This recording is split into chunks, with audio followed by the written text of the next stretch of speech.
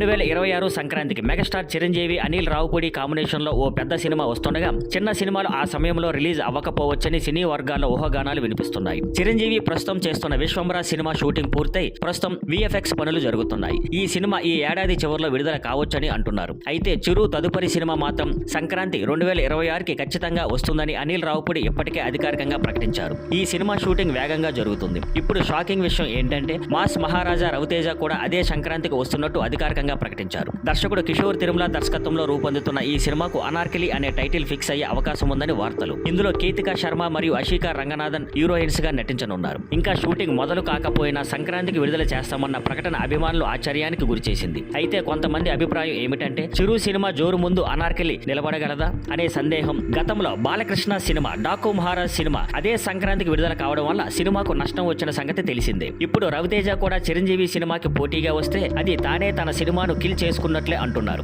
కానీ మరోవైపు అనార్కలి సినిమాకు మంచి బడ్జెట్ ఉండటం వల్ల సంక్రాంతి రిలీజ్ వల్ల మంచి వసూలు రావచ్చని ఆశాభావం కూడా ఉంది. సంపూర్ణంగా చెప్పాలంటే Chiru vintage look Anil Ravipudi comedy mark తో వచ్చే సినిమా ఒక పక్క, మరో పక్క రవితేజ తన మా స్టైల్లో అనార్కలితో వస్తున్నారు. ఎవరికి అనుకూలంగా బాక్స్ ఆఫీస్ తిరుగుతుందో వేచి చూడాలి.